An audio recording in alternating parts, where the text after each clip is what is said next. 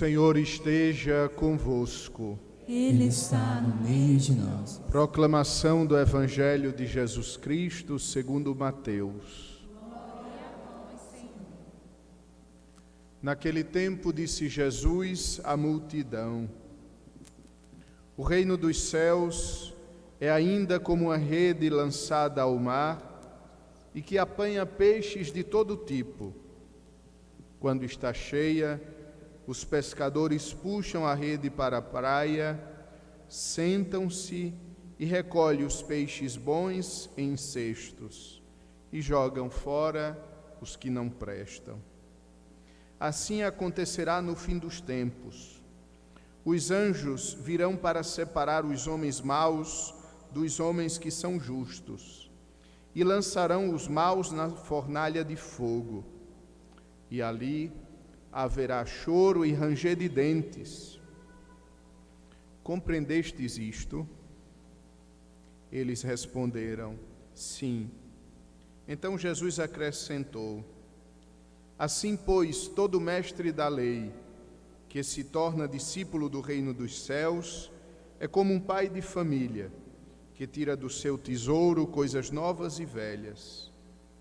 Quando Jesus terminou de contar essas parábolas, partiu dali.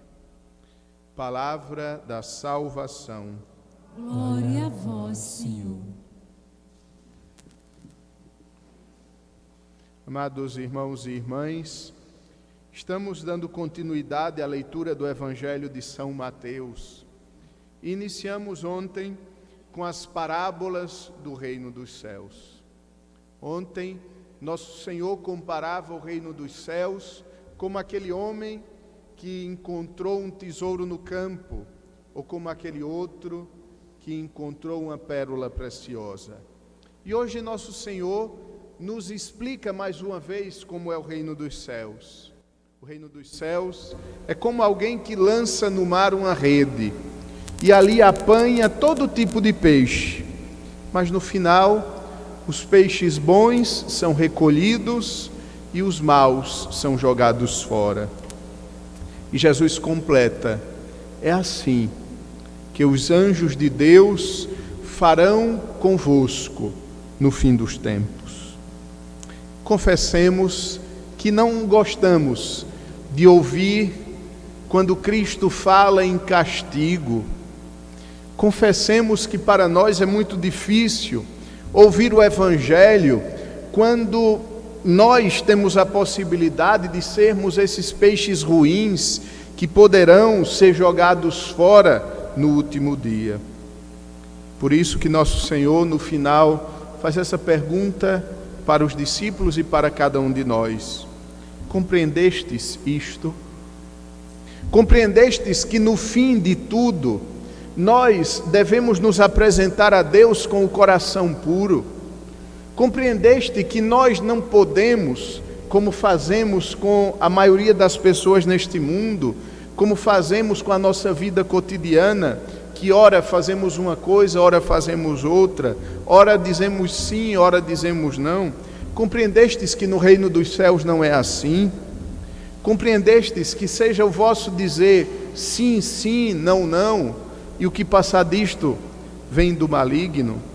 Compreendeste que nós não podemos acender uma vela para Deus e outra para o inimigo de Deus?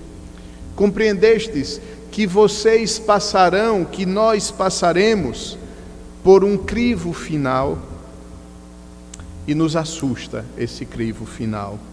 Nos assusta porque nós olhamos para a nossa vida e vemos que na rede da nossa vida existem peixes bons e peixes ruins.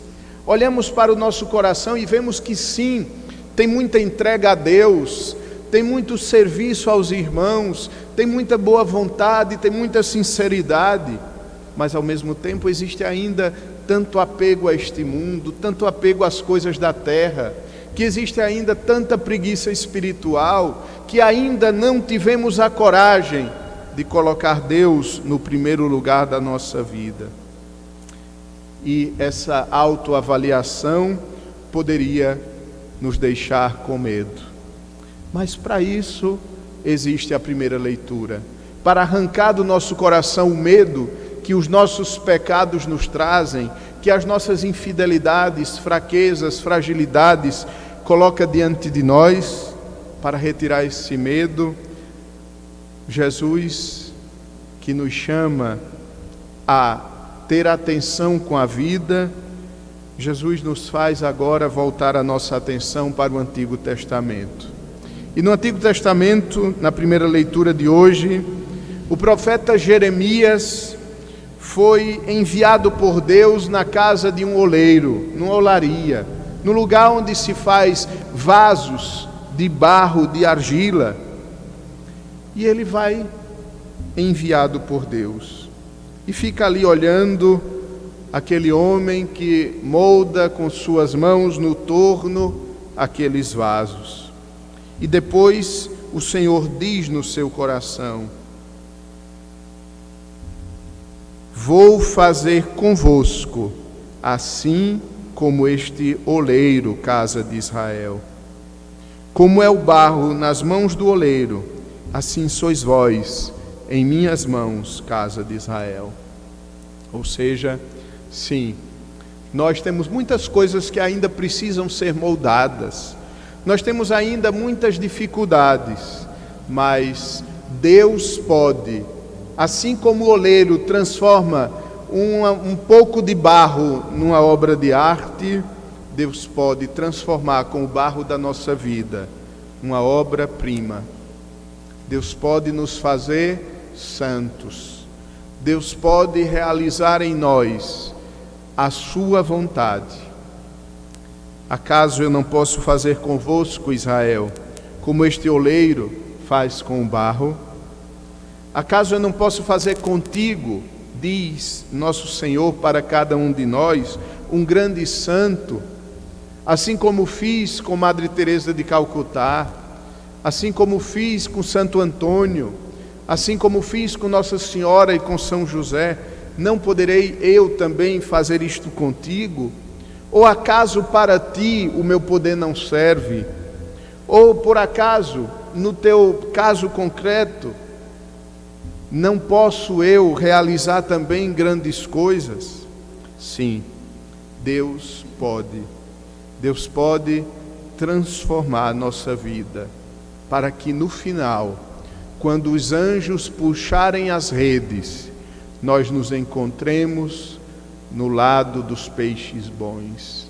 Nós nos encontremos no cesto que será levado para a vida eterna, e não no fogo eterno. Isso depende do modo como nós aproveitamos o hoje da nossa vida. Para concluir, as leituras de hoje nos convidam à conversão. Não nos convidam a ter medo de Deus, que irá nos punir no fim, nem tampouco nos convida a levar a vida laxamente. As leituras de hoje se complementam porque elas nos convidam à conversão. E a conversão nada mais é do que a experiência da primeira leitura do profeta que vê aquele homem trabalhando o barro. A conversão é deixar-se modelar por Deus. Deixar-se modelar por Deus para adquirir as feições de Cristo. E assim, no último dia, ser recompensado, ou melhor, ser levado para a casa paterna. Vinde, benditos do meu Pai, vinde para o reino que fora preparado para vós desde o início do mundo. Porque eu tive fome, me deste de comer, sede, nu, peregrino, enfermo, e tu vieste ao meu encontro. Vinde para o reino que vos fora preparado, porque tu te deixastes modelar como o barro nas mãos do oleiro.